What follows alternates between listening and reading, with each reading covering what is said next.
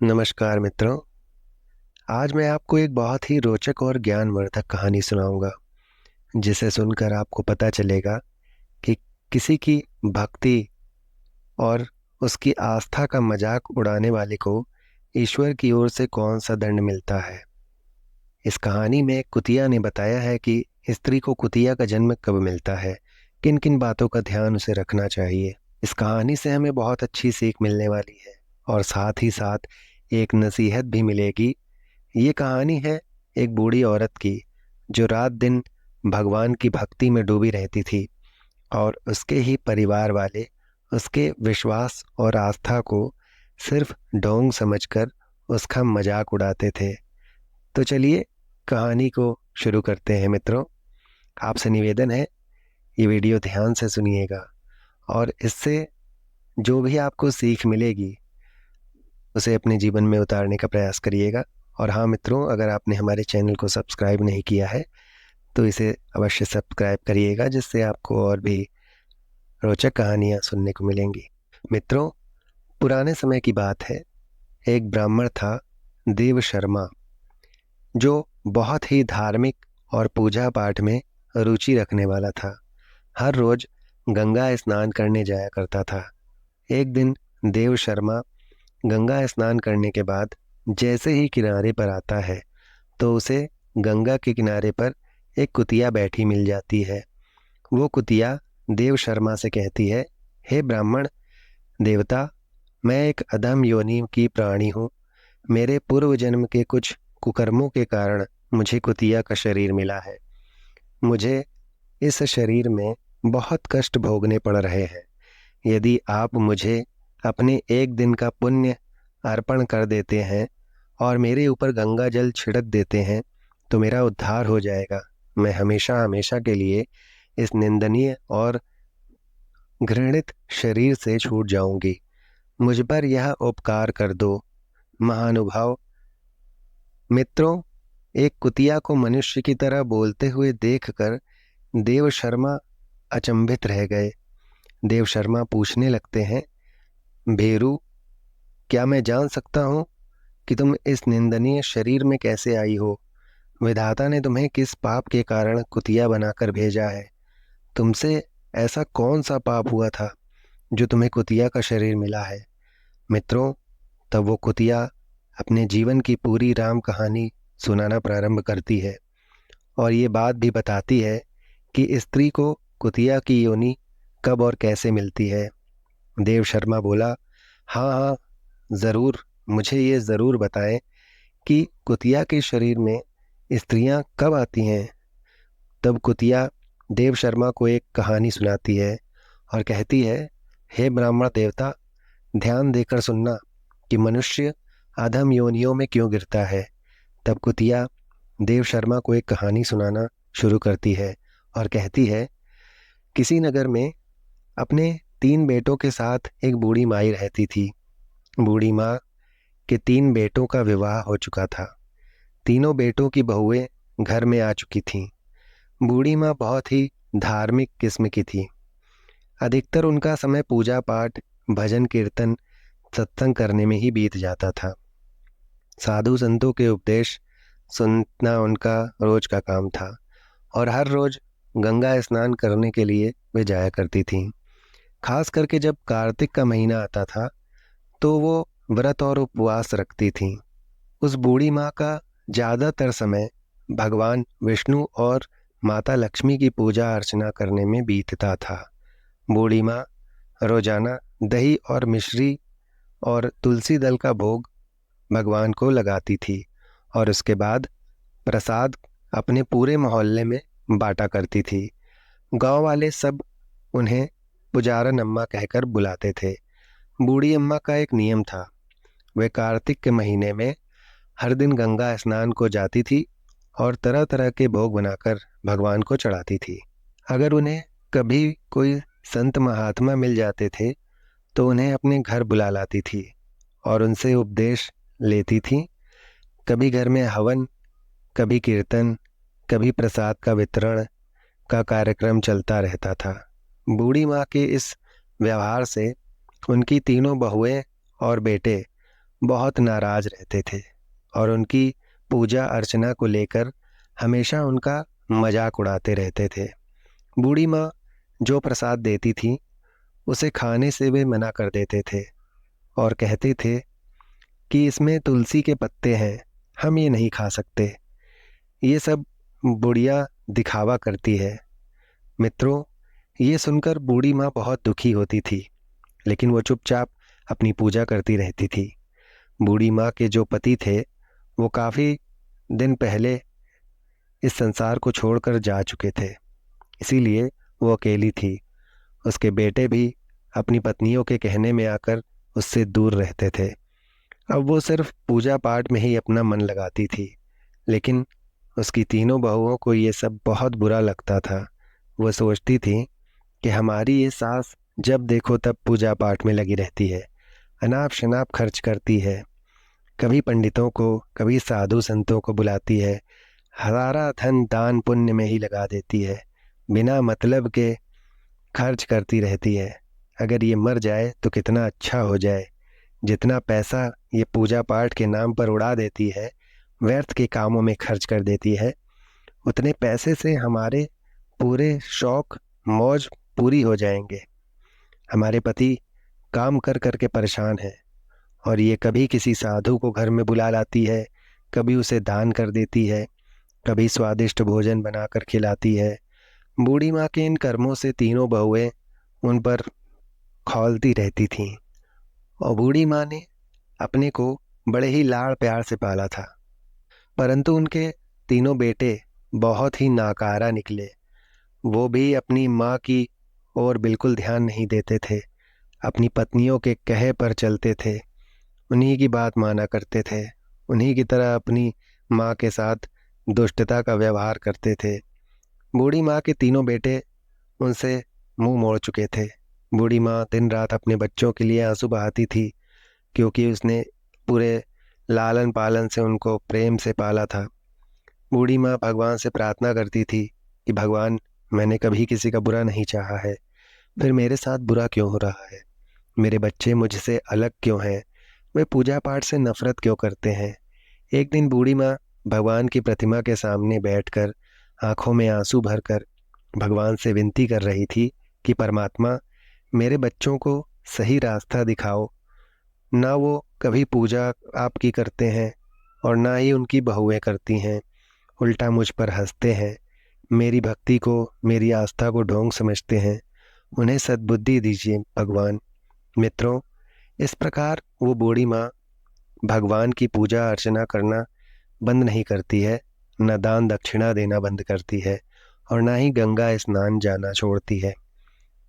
बूढ़ी माँ रोजाना अपने नियमों का पालन करती थी, लेकिन उनकी तीनों बहुएं बड़ी ही दुष्ट थीं। उन्होंने निश्चय कर लिया कि हम इस बुढ़िया को अपने साथ नहीं रखेंगे, हम बंटवारा करके अलग अलग हो जाएंगे। अलग होने के कई फायदे हो जाएंगे। हम अपनी मर्जी से घूम सकेंगे, अपने सारे शौक पूरे कर सकेंगे, जो मन में आए खा सीख सकेंगे, जहाँ जाना है वहाँ जा सकेंगे, जितना चाहे उतना खर्च कर सकेंगे। सबसे बड़ी बात तो ये है कि जो हमारी सास पूरे दिन पूजा पाठ के नाम पर खर्च करती रहती है, दान दक्षिणा के नाम पर घर के सारा धन साफ करती रहती है, वो भी सब बंद हो जाएगा। मित्रों, ऐसा निश्चय करके उन तीनों ने अपने पतियों के कान भरना शुरू कर दिए और उन्हें बंटवारे के लिए उकसाने लगी। छोटी बहू ने अपने पति से कहा, देखो बड़े भैया के बच्चे अब बड़े हो गए हैं और हमारे बच्चे अभी छोटे हैं। उनके 4 बच्चे हैं और हमारे 2 बच्चे हैं। उनका खर्च ज़्यादा हो गया है। अगर शामिल होकर हम इस घर में रहेंगे तो हमारे धन से ही उनके बाल बच्चे पढ़ेंगे लिखेंगे। हमें अपने बच्चों के बारे में भी सोचना चाहिए। अगर हम अलग हो जाते हैं तो अपने बच्चों की अच्छी तरह से देखभाल कर पाएंगे। ऊपर से हमारी सास का खर्चा भी हम पर बहुत ज़्यादा है, हर समय पूजा पाठ में धन खर्च करती रहती है। जब हम अलग हो जाएंगे तो बुढ़िया भी अपनी मन मर्जी नहीं कर पाएगी। उधर कुतिया देव शर्मा से कहती है, हे महानुभाव, इस प्रकार छोटी बहू ने अपने पति को सिखा पढ़ा कर अलग होने के लिए राजी कर लिया। उधर मंझली बहू ने भी अपने पति को समझाया कि देखो, बहुत हो गया, अब बंटवारा हो जाना चाहिए। हम अपनी मर्जी से रहेंगे, क्या खर्च करना है और क्या नहीं करना है ये हम खुद तय करेंगे। सास के नखरे और खर्चे अब बर्दाश्त नहीं होते हैं। हमें अलग रहकर अपने बच्चों की देखभाल करनी है, उन्हें पढ़ाना लिखाना है। इस तरह से तो हम कुछ भी नहीं कर पाएंगे। मित्रों, बड़ी बहू ने भी अपने पति से यही सब बातें कहकर उसे अपनी सलाह में मिला लिया। देखो पिया जी, अब हमारे बड़े बच्चे हो रहे हैं, कल को उनकी शादी ब्याह करना होगा। अब ऐसे हम कमा कमा कर आपके भाइयों और आपकी माँ पर कैसे खर्च करते रहें? उनका खर्चा हम कब तक उठाएं? अगर हम यही करते रहेंगे तो अपने बच्चों के लिए कुछ नहीं कर पाएंगे। इसलिए हमें जल्दी से जल्दी बंटवारा कर लेना चाहिए। तीनों बहुओं ने अपने अपने पतियों को समझा बुझाकर उनके मन में बंटवारे की बात डाल दी। तीनों भाई अब बंटवारे के लिए तैयार हो गए थे। अब क्या था, गांव के पंचों को बुलाया गया और घर का बंटवारा करने की बात उनके सामने रख दी गई। तीनों बहुएं भी बंटवारे में हिस्सा लेने के लिए वहां मौजूद खड़ी थीं।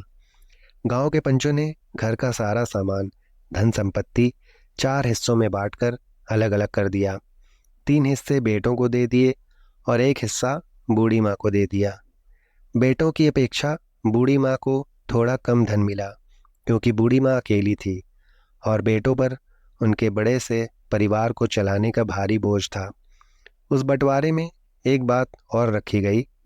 पंचों ने कहा, जो भी बूढ़ी माँ को अपने हिस्से में रखेगा, उसका ख्याल रखेगा, वो बूढ़ी माँ की धन संपत्ति को भी इस्तेमाल कर सकता है, पर शर्त ये होगी कि बूढ़ी माँ को कोई भी तकलीफ नहीं होनी चाहिए।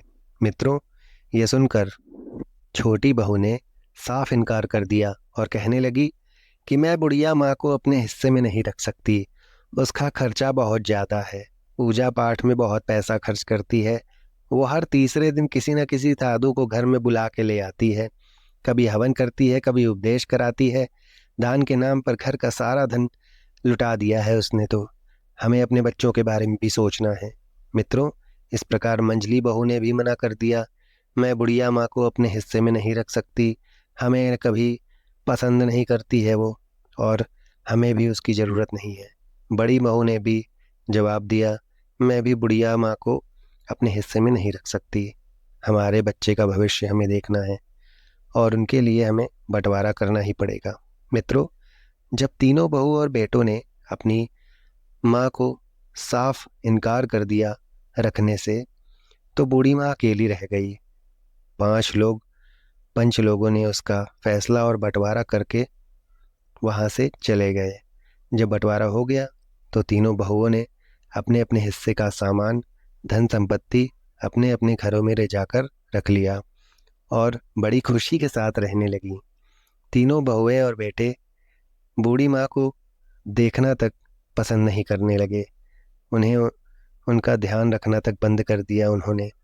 बूढ़ी माँ भूखी है, प्यासी है, बीमार है, इन सब बातों से उन्हें कोई मतलब नहीं रहा। वे तीनों अपनी अपनी दुनिया में ही मगन हो गए। इधर बूढ़ी माँ के जब बेटों ने उनका हाल चाल लेना बंद कर दिया तो बूढ़ी माँ अकेली हो गई। और ये तो आप जानते हैं कि बुढ़ापा अकेले होने पर और ज़्यादा कष्टदायक लगता है। बूढ़ी माँ बैठकर यही प्रार्थना करती थी, भगवान ऐसी औलाद किसी को मत देना जो बुढ़ापे में अलग होकर रहे और अलग होकर रहने पर मजबूर कर दे। मित्रों, बूढ़ी माँ को उनके हिस्से में एक झोपड़ी मिली थी। वे उसी झोपड़ी में रहने लगी। पर मित्रों, उन्होंने अपना पूजा पाठ नहीं छोड़ा था। वो रोज सुबह जल्दी उठकर गंगा स्नान करने जाती और भगवान विष्णु और माता लक्ष्मी की पूजा करती थीं। उनका ये नियम पहले की तरह ही चालू था।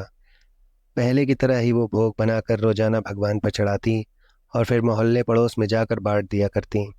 लेकिन बूढ़ी माँ अब बहुत अकेली हो चुकी थी। उनके तीनों बेटों ने उनसे मुंह मोड़ लिया था। बहुओं ने उन्हें घर से बाहर निकाल दिया था। वो रोजाना भगवान से प्रार्थना करती थी, भगवान मुझे दुख से छुटकारा दिला दो, मेरे बच्चों का भला करो और उन्हें सही रास्ता दिखाओ। बूढ़ी माँ के पास जो थोड़ा बहुत आटा दाल चावल था, उसी से काम चलाती थी। सोचती थी, अब मुझे अपनी ज़िंदगी इसी तरह गुजारनी पड़ेगी। मेरे बच्चों ने तो मुझे छोड़ ही दिया है, लेकिन मैं भगवान की भक्ति नहीं छोड़ सकती हूँ। उनकी भक्ति में कोई कमी नहीं आने दूंगी। बूढ़ी माँ बड़ी रुचि से पहले की तरह ही भगवान की पूजा अर्चना करती थी। हर रोज़ तुलसी के पत्तों से भगवान का पूजन करती और पड़ोसियों को प्रसाद बांटती। एक दिन जब बूढ़ी माँ अपनी झोपड़ी में बैठी रो रही थी, तो मित्रों, याद रखना, जिसके 3 बेटे हों, कोई भी उसे देखने तक ना आए तो फिर उसका रोना ही बनता है। रोए ना तो और क्या करे। बूढ़ी माँ अपनी झोपड़ी में बैठी हुई बहुत दुखी थी। तभी एक युवक आता है। उसने दरवाज़ा खटखटाया। बुढ़िया ने दरवाज़ा खोला और देखा कि एक 17-18 साल का एक हष्टपुष्ट युवक उसके द्वार पर खड़ा था। वो युवक बड़ा ही अद्भुत था। उसके चेहरे पर दिव्य अलौकिक तेज था। उसने कहा, अम्मा जी, मुझे पहचानती नहीं हो, लेकिन मैं आपको अच्छी तरह से जानता हूँ। मैं आपके मायके से आया हूँ। मेरा नाम गोपाल है। मेरे पिताजी ने मुझे आपकी मदद के लिए भेजा है। मैंने सुना था कि आप बहुत अकेली रह गई हैं, कोई आपकी मदद करने वाला नहीं है, तो मैं चला आया आपकी मदद करने। गोपाल की बात सुनकर बूढ़ी माँ ने बड़े आश्चर्य से पूछा, बेटा, क्या तुम सच में मेरे मायके से आए हो? मैंने तो वहाँ तुम्हें कभी नहीं देखा था। गोपाल ने मुस्कुराते हुए कहा, माँ जी, आप देखती कैसे? जब आप जाती थीं तो उस समय मैं बहुत छोटा था। मैं आपके भाई का पोता हूँ। हमें खबर मिली कि आपके बेटों ने आपको घर से निकाल दिया है, इसीलिए मेरे पिताजी ने मुझे आपकी मदद करने के लिए यहाँ भेजा है। मित्रों, ये सुनते ही बूढ़ी माँ की आंखों में आंसू आ गए। उसने गोपाल को अंदर बुलाया और बैठने के लिए कहा। उसने पानी का गिलास और थोड़ा सा गुड़ गोपाल को खाने को दिया। गोपाल ने पानी पिया और गुड़ खाया। फिर उसने अपनी थैली से कुछ खाने का सामान, कपड़े और दवाइयाँ निकाली। उसने कहा, अम्मा जी, ये सामान मैं आपके लिए लाया हूँ। आप भूखी हैं, अब आप भूखी मत रहिएगा। हम रोज आपको इसी तरह खाना पहुँचा दिया करेंगे। गोपाल ने अपने हाथों से बूढ़ी माँ को खाना खिलाया। बूढ़ी माँ ने उसे खूब आशीर्वाद देती है और कहती हैं, बेटे, तुमने मेरी पीड़ा को समझा है, मेरा अकेलापन दूर किया है। मैं भगवान से ये प्रार्थना करूँगी कि वे तुम्हें खूब तरक्की दें और तुम्हारे जीवन में सुख समृद्धि सदैव बनी रहे। बूढ़ी माँ को खाना खिलाकर और उनकी सेवा करके और बूढ़ी माँ से विदा लेकर गोपाल वहाँ से चला जाता है और भगवान का लाख लाख शुक्र मनाने लगती है बूढ़ी माँ कि चलो, कोई तो मुझसे मिलने आया, किसी ने तो मेरा अकेलापन दूर किया। और कहती हैं, हे प्रभु, सचमुच तुमने मेरी पीड़ा को समझ लिया है। अब मैं भूखी नहीं रहूंगी। मेरी सेवा करने के लिए तुमने मुझे गोपाल नाम का एक युवा भेजा मेरे पास, इसके लिए बहुत बहुत धन्यवाद। मेरे अपनों ने मुझे छोड़ दिया, पर तुमने मेरे मायके से गोपाल को भेज दिया है। मित्रों, बुढ़िया माँ को रोजाना खाना मिल जाता था। वो पहले की तरह ही भोग बनाकर भगवान को चढ़ाती थी और गांव मोहल्ले में प्रसाद बांटती थी। परंतु मित्रों, उसकी तीनों बहुएं बुढ़िया की ये हरकत देखकर मन ही मन जलती रहती थीं। बुढ़िया का सुकून और शांति उन तीनों से हजम नहीं हो रहा था। वे तीनों सोचती थीं, ये बुढ़िया आखिर इतना खाना कहाँ से ला रही है? इसके पास कोई कमाने वाला भी नहीं है, फिर ये इतना तंदुरुस्त कैसे होती जा रही है? तीनों बहुएं बुढ़िया माँ की सेहत देखकर बहुत जलती थीं। आपस में वे विचार कर रही थीं, बहन, हमने इसे इसलिए जल्दी अलग किया था ताकि ये भूखी प्यासी रहकर जल्दी मर जाए और इसके हिस्से का धन जल्दी से जल्दी हमें मिल जाए। मगर मरने की बजाय ये बुढ़िया तो मोटी तगड़ी होती जा रही है। मित्रों, आपको बता दें, कुछ ऐसे लोग होते हैं जो आपको सुखी और चैन में देखकर अपना सुख चैन नष्ट कर देते हैं। एक एक दिन तीनों बहुओं ने विचार किया कि हम इस बुढ़िया की झोपड़ी में जाकर इस बात का पता लगाएंगे कि ये बुढ़िया खाती क्या है और क्या करती है कि इतनी तंदुरुस्त होती जा रही है। मित्रों, तीनों ने वही किया। अगले दिन जब बूढ़ी माँ गंगा स्नान के लिए चली गई तो सुबह सुबह वे तीनों बहुएं बूढ़ी माँ की झोपड़ी में जाती हैं। झोपड़ी में जाकर उन्होंने देखा कि बूढ़ी माँ की झोपड़ी में खाने पीने का सारा सामान मौजूद था। आटा, दाल, चावल, मिर्च, मसाला, मेवा, मिष्ठान सब काफी मात्रा में मौजूद था। बूढ़ी माँ की झोपड़ी में ये सब देखकर वे तीनों बहुएं एकदम चौंक जाती हैं और सोचने लगती हैं, इसीलिए बूढ़ी माँ बुढ़ापे में मोटी होती जा रही है। हम तो सोच रहे थे कि बुढ़िया भूखी मर रही होगी, लेकिन इसकी झोपड़ी में तो खाने पीने की सैकड़ों चीजें मौजूद हैं। ये इतनी चालाक निकलेगी हमें पता नहीं था। मित्रों, वह तीनों यही सोच रही थीं। इतने में बड़ी बहू बोल, कमबख्त बुढ़िया ने इतना सारा सामान जरूर मेरे घर से ही चुराया होगा। हम पूरे दिन काम में लगे रहते हैं और ये हमारे घर से चोरी करके अपना घर भरती रहती है। अब इसे सबक सिखाना ही पड़ेगा। मझली बहू ने कहा, हाँ हाँ, हम इसे मजा चखाएंगे जरूर। छोटी बहू ने भी सहमति जता दी। सभी ऐसी मंत्रणा कर लेती हैं और बूढ़ी माँ के घर से वो सारा खाना पीने का सामान अपनी अपनी झोलियों में भरकर अपने अपने घर को ले जाने लगती हैं। तभी उन्होंने देखा कि उस खाने पीने के सारे सामान में तुलसी के पत्ते मिले हुए थे। तीनों बहुओं ने एकदम गुस्से में आकर तुलसी के पत्ते निकाले और उन्हें नाली में फेंक दिया। मित्रों, तभी एक अजीब घटना घटने लगी। तीनों बहुओं ने देखा कि उनके हाथ पैर धीरे धीरे कुत्ते के पंजे में बदलने लगते हैं। ये देखकर वे डर जाती हैं और चिल्लाने लगती हैं, लेकिन उनकी मदद के लिए वहां कोई नहीं आया। कुछ ही पलों में वे तीनों बहुएं कुतिया के रूप में बदल जाती हैं। मित्रों, ये देखकर पूरे गांव में हड़कंप मच जाता है। उनके बच्चे और पतियों ने जब उन्हें देखा तो वे भी बड़े हैरान रह गए। उनके बच्चे चिल्लाने लगे कि पिताजी, देखो मम्मी को क्या हो गया। तीनों बहुओं के पति समझ नहीं पा रहे थे कि ये हुआ कैसे। उन्होंने कोशिश की कि इन कुतियों को घर से बाहर भगाएं, कि घर में रखें, लेकिन वे घर छोड़ने को तैयार नहीं थीं। वे अपनी भाषा में कुछ कहने का प्रयास तो कर रही थीं, लेकिन किसी को भी उनकी बात समझ नहीं आ रही थी और ना वो समझा पा रही थीं। उनके बच्चे रो रहे थे और पतियों को भी रोना आ रहा था।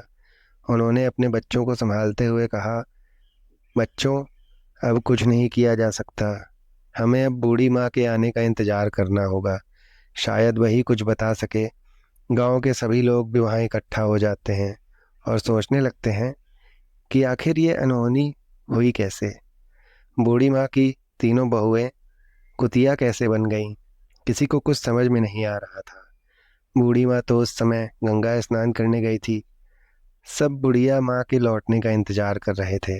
बूढ़ी माँ एकदम निश्चिंत थी, क्योंकि उन्हें तो अब न खाने पीने की चिंता थी न कुछ काम करने की। उनके लिए सारी व्यवस्था गोपाल कर जाया करता था।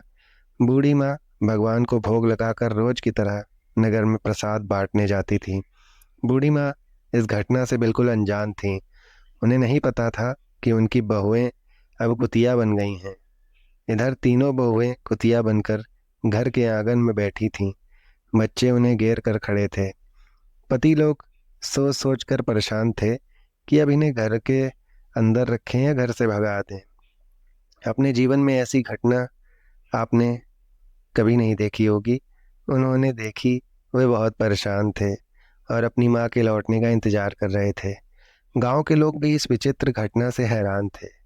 हर कोई यही कहता था कि सब बुढ़िया माँ की भक्ति और उसकी तपस्या के कारण हुआ है।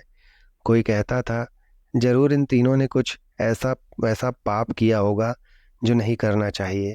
मित्रों, उधर गांव के कुछ लोगों ने, जो बूढ़ी माँ गंगा स्नान को जा रही थी, उन्हें जाकर कहा, हे माई, तुम्हें पता नहीं है, तुम्हारे घर में बड़ी ही अजीब घटना घट गई है। तुम्हारी तीनों बहुएं कुतिया बन गई हैं। बूढ़ी माँ को यह सुनकर बड़ा आश्चर्य होता है। उन्होंने सोचा कि ये कैसे हो सकता है। उसने तुरंत गंगा स्नान किया और घर की ओर लौट पड़ी। उसके दिल में बहुत सारी आशंकाएं थीं। उसने भगवान से प्रार्थना की, हे भगवान, मेरे घर की रक्षा करना और मेरे बच्चों को सही रास्ता दिखाना। जब बुढ़िया माँ घर पहुंचती है तो उसने देखा कि गांव के लोग उसके घर के सामने भीड़ लगाए खड़े हुए थे। बूढ़ी माँ ने पूछा, क्या हुआ? यहाँ इतनी भीड़ क्यों लगी है? गांव वालों ने उन्हें सारी बात बताई। बुढ़िया माँ ने अपने बेटों को बुलाया और पूछा, ये सब कैसे हुआ? तुम लोगों ने ऐसा क्या किया है?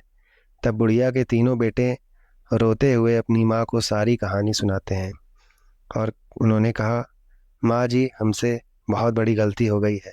हमारी पत्नियों ने तुम्हारे सामान को नाली में फेंक दिया था और उसके बाद ही ये कुतिया बन गई हैं। अब हमें नहीं पता उन्होंने ऐसा क्या कर दिया, इनसे क्या ऐसा पाप हो गया कि ये कुतिया बन गई। अब उन्हें ठीक कैसे किया जा सकता है? बूढ़ी माँ ने अपने बेटों को दिलासा दिया और कहा कि भगवान सब ठीक कर देंगे, तुम लोग घबराओ मत। बुढ़िया माँ ने अपने भगवान से प्रार्थना की और उनके आगे सारी बात बताई। भगवान तो सब कुछ जानते ही थे।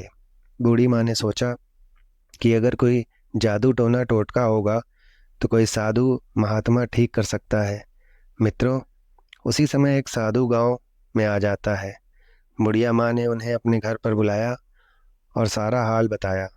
साधु बाबा ने ध्यान से सारी बातें सुनी और कहा कि ये सब तुम्हारी भक्ति और तपस्या का फल है। हे माता, लेकिन तुम चिंता मत करो, इसका उपाय भी है। बुढ़िया माँ ने पूछा, बाबा कृपा करके मुझे वो उपाय बताइए, अपने बच्चों के इस हालत में मैं नहीं देख सकती। साधु बाबा ने कहा, तुम्हें कार्तिक महीने में विशेष पूजा करनी होगी।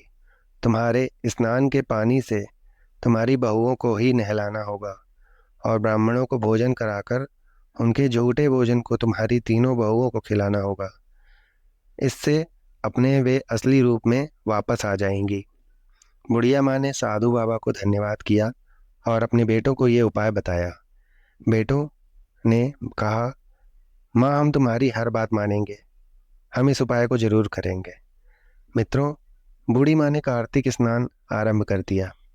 उसकी इस पूजा में उसके तीनों बेटे और गांव के सभी लोग भी सम्मिलित थे। बेटों ने मिलकर पूजा का सारा सामान इकट्ठा किया और भगवान के लिए भोग बनाने की व्यवस्था की। हर सुबह बुढ़िया माँ गंगा स्नान के लिए जाती थी और स्नान करने के बाद स्नान के पानी को एक बर्तन में एकत्रित करती रहती थी। उसके बाद वो भगवान विष्णु और माता लक्ष्मी की पूजा करती थी और फिर अपने पड़ोसियों को प्रसाद बांटती थी। मित्रों, उनकी तीनों बहुएं कुतिया के रूप में घर के आंगन में बैठी रहती थीं। उनके पति और बच्चों को घर का सारा काम करना पड़ता था। बच्चों को अपनी माताओं की बहुत याद आ रही थी। वे अक्सर रोते हुए अपनी दादी से कहते थे, दादी माँ, हमारी माँ कब ठीक होंगी? हमें हमारी माँ वापस चाहिए। बूढ़ी माँ अपने बच्चों को दिलासा देती है और कहती है, बेटा, अब तो भगवान सब ठीक कर देंगे, तुम लोग धैर्य रखो, भगवान से प्रार्थना करो, तुम्हारी माँ जल्दी ठीक हो जाएंगी। मित्रों, बच्चों को शांत करने के लिए बूढ़ी माँ उन्हें कहानियाँ सुनाती थी और उनके साथ समय बिताती थी। बूढ़ी माँ ने पूजा के लिए 5 ब्राह्मणों को बुलाया। बेटों ने भी अपनी ओर से 5-5 ब्राह्मणों को बुलाया। इस प्रकार कुल 21 ब्राह्मणों को बुलाया गया। ब्राह्मणों के लिए विशेष भोग तैयार किए गए। इधर कार्तिक पूर्णिमा का दिन आया और बुढ़िया माँ ने अपने बेटों की मदद से ब्राह्मण भोज की तैयारी शुरू कर दी। सुबह सुबह सभी ब्राह्मणों को आमंत्रित किया गया और उन्हें विशेष पकवान बनाकर खिलाए गए। ब्राह्मण भोज के बाद बुढ़िया माँ ने उनके पैर छुए और उन्हें दक्षिणा दी। भगवान से प्रार्थना की, हे भगवान, मेरी बहू को आप जल्दी ठीक कर दो, फिर से अपने पहले वाले रूप में वे आ जाएं। बूढ़ी माँ ने अपने कार्तिक स्नान का फल अपनी बहुओं को दे दिया। ब्राह्मणों ने तृप्त होकर भोजन किया और बुढ़िया को आशीर्वाद दिया। उन्होंने कहा, माई, तुम्हारी पूजा और तपस्या सफल होगी, भगवान तुम्हारी प्रार्थना अवश्य सुनेंगे। इस प्रकार आशीर्वाद देकर ब्राह्मण लोग चले गए। इधर बुढ़िया ने तीनों बहुओं को बुलाया। अब तो तीनों बहुएं कुतिया के रूप में भगवान के भोग को के झूठे भोजन को बड़े प्रेम से खाने लगी। बुढ़िया माँ ने उनके ऊपर गंगा जल छिड़का और उन्हें स्नान के पानी से नहलाया। मित्रों, जैसे ही बूढ़ी माँ ने स्नान के पानी से अपनी बहुओं को नहलाया। गंगा जल और स्नान का पानी बहुओं के ऊपर पड़ते ही उसी समय एक चमत्कार हो जाता है। धीरे धीरे वो तीनों बहुएं अपने असली रूप में वापस आ जाती हैं। उनके चेहरे पे पश्चाताप के आंसू थे और वो अपनी सास के पैरों में गिर के रोने लगती हैं। तीनों बहुएं कहने लगीं, माँ जी हमें माफ़ कर दीजिए, हमने आपके साथ बहुत अत्याचार किया, हमारे कर्मों की सज़ा हमें मिल चुकी है। अब हम आपको कोई कष्ट नहीं पहुँचाएंगे, अब हम हमेशा आपकी सेवा करेंगे। बूढ़ी माँ ने उन्हें गले लगाया और कहा, बहुओं, भगवान ने तुम तीनों को माफ़ कर दिया है। अब तुम तीनों सच्चे दिल से भगवान की भक्ति करो और अपने कर्मों में सुधार लाओ। तीनों बहुओं ने अपनी सास से वादा किया कि वे अब हर साल कार्तिक स्नान और पूजा करेंगे, कभी भी बूढ़ी माँ का अपमान नहीं करेंगे। इस तरह से पूरे परिवार ने मिलकर भगवान की पूजा की और सबको प्रसाद बांटा। तीनों बहुएं अपने असली रूप में वापस आने के बाद अपने बच्चों से मिलती हैं और अपने पतियों से माफ़ी मांगती हैं। अब वे सब नास्तिक से आस्तिक बन चुके थे। सबने मिलकर एक पूजा रखी। उस दिन के बाद उन तीनों बेटों और बहुओं ने कभी अपनी माँ को अलग नहीं किया। बूढ़ी माँ ने अपने बेटों और बहुओं को सिखाया कि भक्ति और सेवा का क्या महत्व होता है। हम हर साल कार्तिक स्नान करेंगे और भक्ति से जीवन जिएंगे। ऐसा सबने प्रण किया। अगले साल कार्तिक पूर्णिमा के दिन पूरे परिवार ने मिलकर विशेष पूजा का आयोजन किया, घर को सजाया और भगवान विष्णु और माता लक्ष्मी की विशेष आराधना की। तीनों बहुएं सुबह उठकर गंगा स्नान के लिए चली जाती हैं और स्नान के बाद भगवान का भोग तैयार करती हैं। बूढ़ी माँ ने सभी को सिखाया कि कैसे तुलसी के पत्तों का उपयोग करना है और भगवान को भोग लगाना है। उसने कहा, तुलसी के पत्तों में दिव्य शक्ति होती है और भगवान को ये बहुत ही प्रिय होती है। हमें सच्चे मन से तुलसी की पूजा करनी चाहिए और तुलसी का कभी अनादर नहीं करना चाहिए। तुलसी माता भगवान को अत्यंत प्रिय है। सोचो, जिस तुलसी को वे अपने मस्तक पर बैठा कर रखते हैं, उन्हें कीचड़ में वे कैसे देख सकते हैं। भगवान की कृपा से अब परिवार में सुख और समृद्धि आ चुकी थी। तीनों बेटों का व्यापार अच्छा चलने लगा था और घर में खुशी का माहौल आ गया था। अब तीनों बहुएं भी अपनी सास की खूब सेवा कर रही थीं। हर काम में उसकी वे मदद करती थीं। पूरे परिवार ने मिलकर अपनी माँ से वादा किया कि वे इसे अब अकेला नहीं छोड़ेंगे, सदैव उसकी सेवा करेंगे। अब कुतिया देव शर्मा को सुनाती है, हे ब्राह्मण देव, जो इस तरह से कर्म करता है, भगवान को भोग लगाने की सामग्री अपवित्र करता है, भगवान के भक्तों का अपमान करता है, उनकी हंसी उड़ाता है, उनके पूजा पाठ करते वक्त उनको ढोंगी समझता है, जो भगवान के भोग को गंदगी में गिराता है, उसे पैरों से कुचलता है, वो कुत्ता या कुतिया ही बनता है। देव शर्मा ने पूछा, हे भीरू, तुम्हारा क्या अपराध था जो तुम्हें कुतिया बनना पड़ा। अब उसने बताया कि हे ब्राह्मण देव, मैंने पूर्व जन्म में अपने पति का अनादर किया था।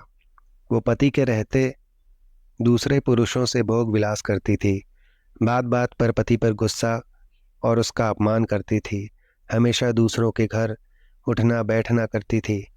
उसके अपने जीवन में कई पुरुषों के साथ समागम करने का काम उसने किया था।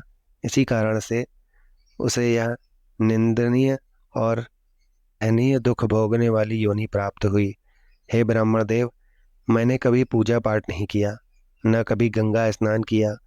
उल्टा ऐसे लोगों से मैं चिढ़ती थी और उनकी हंसी बनाती थी। यदि आप मुझे एक दिन की गंगा स्नान का पुण्य दे देंगे और मुझे गंगा जल से स्नान करा देंगे, तो मैं समस्त पापों से छूट जाऊंगी, मेरा उद्धार हो जाएगा। मित्रों, कुतिया की ये बात सुनने के बाद देव शर्मा ने फौरन अपने एक दिन का पुण्य उस कुतिया को दे दिया और उसे गंगा जल से स्नान कराया। देखते ही देखते वो कुतिया एक सुंदर अप्सरा के रूप में बदल गई। दिव्य देह पाकर वो भगवान के धाम को चली जाती है। तो मित्रों, इस कहानी से हमें ये सीख मिलती है कि हमें कभी किसी के पूजा पाठ पर, किसी के धार्मिक होने पर टीका टिप्पणी नहीं करनी चाहिए, न कभी उसकी किसी भी देवी देवता का और पूजा पाठ का अपमान हमें करना चाहिए। दूसरी बात, माँ बाप के बूढ़े होने पर उन्हें कभी अपने से अलग नहीं करना चाहिए। भगवान पर चढ़ाई गई प्रसादी को कभी पैरों से नहीं कुचलना चाहिए, वरना परमात्मा के क्रोध का भाजन हमें बनना पड़ता है। और याद रखना, परमात्मा की लाठी ऐसी पड़ती है जो दिखती भी नहीं है और चोट भी बहुत पहुंचाती है। तो मित्रों, मैं उम्मीद करता हूँ ये कहानी आपको ज़रूर अच्छी लगी होगी।